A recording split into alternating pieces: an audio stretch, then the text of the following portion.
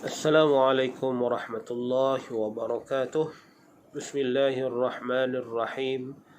Alhamdulillahi rabbil alamin. Wassalatu wassalamu ala ashrafil anbiya'i wal mursalin wa ala alihi wa sahbihi ajma'in. Amma ba'd. Alhamdulillah kita dapat bertemu sekali lagi. Dan insya-Allah pada kali ini kita akan meneruskan lagi pembacaan dan juga perbincangan kita di dalam surah Al-Humazah. Dan insya-Allah seperti biasa kita akan membincangkan hukum-hukum tajwid dan juga makna-makna ayat. Moga-moga kita dapat memahami sikit sebanyak berkaitan dengan hukum-hukum bacaan ayat-ayat suci Al-Quranul Karim. Insya-Allah sekiranya tuan-tuan dan puan-puan sudah bersedia, maka marilah sama-sama kita terus kepada bacaan surah Al-Humazah. A'udzu billahi minasy syaithanir rajim. Bismillahirrahmanirrahim. Wailul likulli humazatil lumazah. Kita ulang sekali lagi. Wailul likulli humazatil lumazah.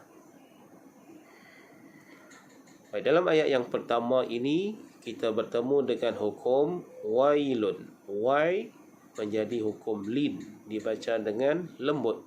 Wailun, sebab huruf ya di atasnya ada sukun dan sebelum waw ada huruf berbaris fathah. Wailulli, lulli menjadi hukum idgham bila ghunnah.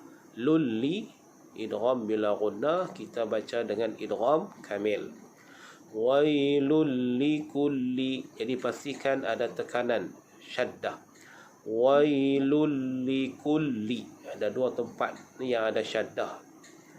Wailul likulli humazatin. Humazatillu sama juga menjadi hukum idgham bila ghunnah.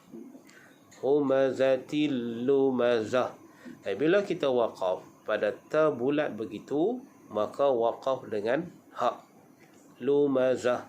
Zah, huruf zai, pastikan dia bunyi umpama bunyi lebah. Lumazah. Lumazah. Kita ulang sama-sama. Wailul likulli humazatil lumazah. Maksud ayat ini iaitu kecelakaan besar bagi tiap-tiap pencaci pengeji. Ayat yang kedua. Allazi jama'a malan wa'addadah. Ulang sama-sama. Allazi jama'a malan wa'addadah. Dalam ayat ini kita perhatikan di awal itu ada huruf hamzah wasal, iaitu pada alif yang di atasnya ada shad kecil. Ini dinamakan hamzah wasal. Baik, pada permulaan ayat ini kita baca dengan allazi, dibaca dengan baris fathah. Tetapi sekiranya tuan-tuan dan puan-puan nak baca sambung ayat 1 dan ayat 2, maka pastikan kita baca dengan nun yang berbaris kasrah. Contoh, wailul likulli humazatil lumazatinil ladzi. Lumazatinil ladzi, begitu. Jangan dibaca lumazati allazi. Lumazatin allazi, itu salah. Bacaan yang betul wailul likulli humazatil lumazatinil ladzi jama'a, dibaca dengan nun yang berbaris kasrah. Ini dinamakan hukumnya iaitu dalam hukum perbincangan iltiqa'us sakinain, iaitu apabila dua sukun bertemu, maka sukun yang pertama ataupun huruf sukun yang pertama dibaca dengan baris kasrah. Jadi itu sebab dibaca dengan lumazatinil ladzi. Begitu. Baik, perbincangannya panjang. Tuan-tuan dan puan-puan boleh semak balik dalam buku-buku tajwid berkaitan dengan hukum iltiqa'us sakinain. Baik, cuma di sini nak pesan bila sambung maka dibaca dengan lumazatinil ladzi, nun yang berbaris kasrah. Tinil ladzi. Gitu. Tapi kalau kita mulakan bacaan maka kita baca al-ladzi. Dapat? Allazi jama'a malan wa 'addadah. Malan, kita berjumpa dengan hukum idgham ma'al gunnah. Dengung dua harakat.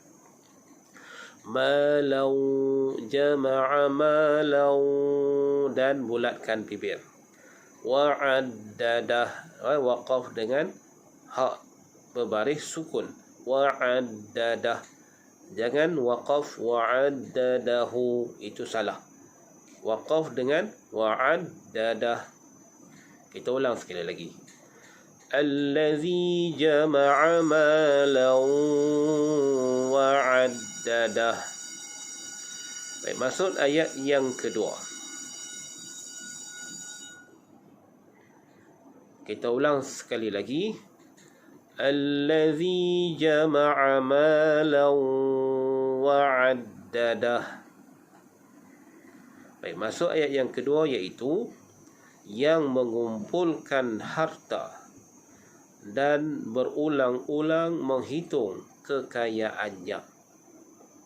Malan tu artinya harta, wa'addadah dan berulang-ulang menghitung kekayaannya. Ayat yang ketiga, yahsabu anna malahu akhladah. Kita ulang. Yahsabu anna malahu akhladah. Baik, dalam ayat ini penting pada sebutan huruf ha. Yahsabu, ha dibaca dengan pedas. Yahsabu, iaitu makhrajnya di tengah kerongkong. Yahsabu anna, anna dibaca dengan dengung, wajibal gunnah. An, dengung dengan kadar 2 ataupun 3 harakat. Malahu akhlahu, baik, di sini dinamakannya maksilah tawilah. Maksilah tawilah dibaca dengan kadar 4 atau 5 harakat, iaitu pada hu. Malahu. Okey. Beza dengan maksilah qasirah, iaitu jika maksilah qasirah pada waw ataupun ya kecil itu tidak ada tanda mad. Dan selepas itu, selepas huruf waw dan ya kecil itu tidak ada huruf hamzah. Itu dinamakan maksilah qasirah. Yang ini namanya maksilah tawilah. Sebab apa? Selepas huruf ha ada huruf waw kecil yang di atasnya ada tanda mad. Selepas itu terdapat huruf hamzah. Maka dinamakannya maksilah tawilah. Panjang 4 ataupun 5 harakat. Akhlada, huruf kha, makhrajnya di hujung kerongkong. Akhlada, akhlada, akhlada. Akhlada bila waqaf pastikan huruf ha itu dibaca dengan sukun. Tetapi sekiranya kita baca sambung maka menjadi maksilah qasirah. Akhladahu kalla, akhladahu kalla, hu tu bila sambung dijadi maksilah qasirah. Yang ni lah, kalau kita tengok lepas huruf ha ada waw kecil, tapi di atasnya tak ada tanda mad. Lepas pada tu ayat seterusnya huruf kaf dan tidak ada huruf hamzah, maka ini namanya maksilah qasirah. Tetapi ketika sambung, bila waqaf dia tak jadi maksilah. Okey, kita sukunkan hak sahaja. Kita ulang sekali lagi. Yahsabu anna malahu akhladah. Maksudnya iaitu ia menyangka bahawa hartanya itu dapat mengekalkannya dalam dunia ini. Akhlada dapat mengekalkannya. Dia rasa dengan harta yang dia ada itu dapat mengekalkannya hidup di dunia. Ayat yang keempat, kalla layunbazanna fil hutamah. Ulang, kalla layunbazanna fil hutamah. Dalam ayat ini, kalla layun, kita bertemu dengan tanda waqaf, iaitu sad lam ya di atas tu. Itu namanya waqaf yang boleh kita baca sambung ataupun afdal dibaca sambung dan dibolehkan kita waqaf. Boleh berhenti dan afdal dibaca sambung. Kalla layunbazan, nun mati bertemu ba, hukumnya iqlaq, dan di atas nun itu ada mim kecil. Itu tanda bagi hukum iqlaq. Layun, dengung, kita bukakan sikit bibir. Bazanna, zan huruf zal pastikan jangan bunyi z, jangan bunyi macam lebah. Yani zal kita keluarkan hujung lidah. Zal, layunbazan zanna. Nun yang bersyaddah, dengung. Fil hutamah, fil huruf lam dipiskan, hutamah waqaf dengan ha. Kita sukunkan ha tu hutamah, bukan hutamat. Itu salah bacaannya, hutamah. Itu betul. Kita ulang beramai-ramai. Kalla layunbazanna fil hutamah. Maksud ayat yang keempat ini iaitu tidak, sesungguhnya dia akan dicampakkan ke dalam al-hutamah. Ayat yang kelima, وَمَا أَدْرَاكَ مَا الْحُطَمَةُ. Ulang. وَمَا أَدْرَاكَ مَا الْحُطَمَةُ. Baik, dalam ayat ini pada wama adra, ma adra menjadi hukum mad jaiz munfasil, dibaca dengan kadar 4 ataupun 5 harkat. Adra, huruf dal menjadi qalqalah sughra. Adra gitu. Adra, huruf ra tebalkan. Mal nipiskan. Mal hutamah sama macam di atas juga, huruf ta dibaca dengan tebal dan waqaf dengan ha, hutamah.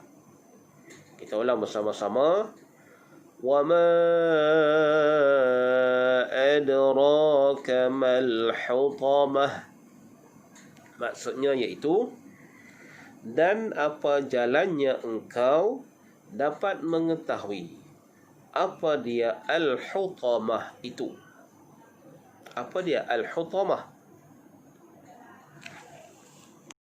Ayat yang ke-6, Narullahil muqadah.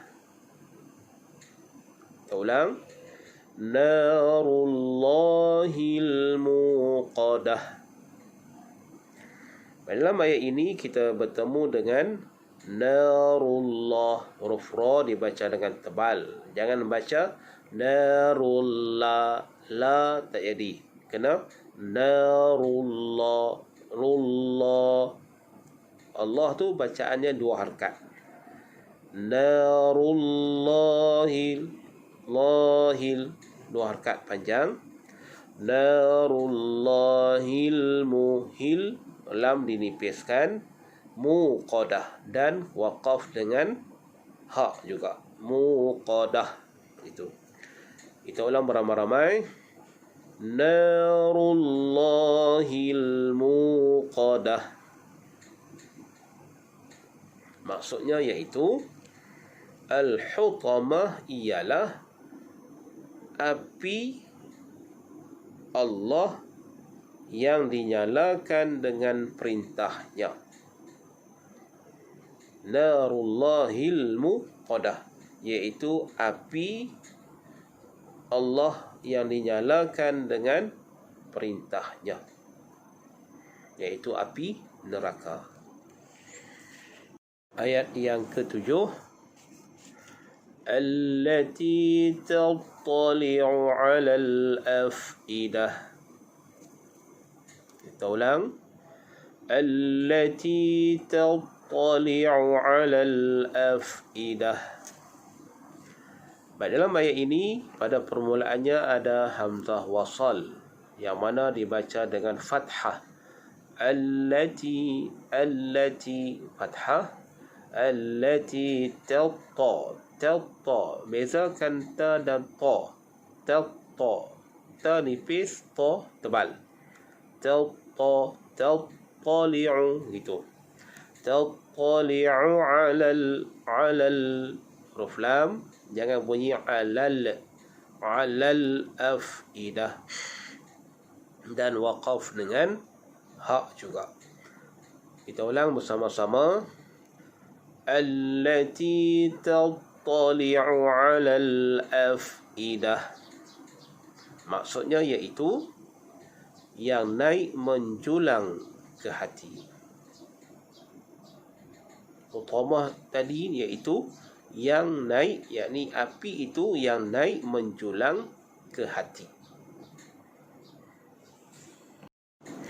Ayat yang ke-8, innaha 'alaihim muqsadah. Ulang, innaha 'alaihim muqsadah.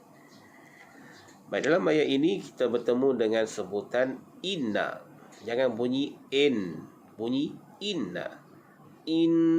Inna gitu. Nun yang musyaddah hukumnya dengung, wajib al-ghunnah. Innaha, ha makhrajnya di pangkal kerongkong. Alaihim, lai menjadi lin, lembutkan. Alaihim, mim mati bertemu mim, hukumnya idgham mislain. Muqsadah, jangan bunyi jangan bunyi qalqalah. Sini muqsadah, so ditebalkan dan waqaf dengan ha. Kita ulang bersama-sama, innaha 'alaihim muqsadah. Maksudnya iaitu sesungguhnya api neraka itu ditutup rapat atas mereka. Utamah tadi ni, iaitu api neraka yang ditutup rapat ke atas mereka. Ayat yang ke-9, ayat yang terakhir, fi 'amadim mumaddadah. Ulang, fi 'amadim mumaddadah. Fi dibaca dengan mad asli.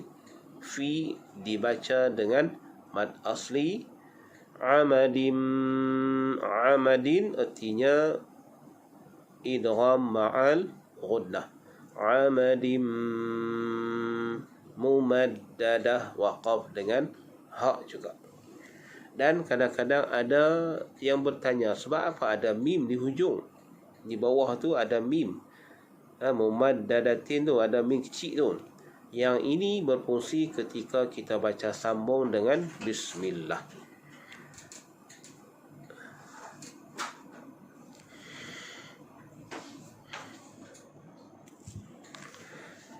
Baik. Maksud ayat yang terakhir ini iaitu mereka terikat di situ pada batang-batang palang yang melintang panjang. Ini adalah azab bagi mereka-mereka yang mengumpat, yang mencela. Alhamdulillah, kita dah selesai untuk bacaan surah Al-Humazah ini moga-moga ada manfaat dan keberkatan di atas perbincangan daripada awal hingga akhir. Dan insya-Allah marilah sama-sama kita ulang sekali lagi bacaan surah Al-Humazah ini. Bismillahirrahmanirrahim.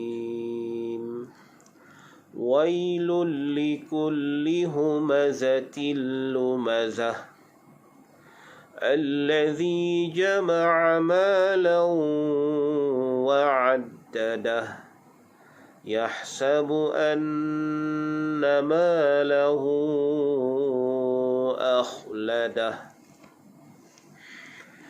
kalla layunbadhanna fil hutamah وما أدراك ما الحطمة نار الله الموقدة التي تطلع على الأفئدة إنها عليهم مؤصدة في عمد ممددة Sadaqallahul azim. InsyaAllah kita jumpa di surah yang lain pula. Sekian dahulu. Wallahu a'lam. Assalamualaikum warahmatullahi wabarakatuh.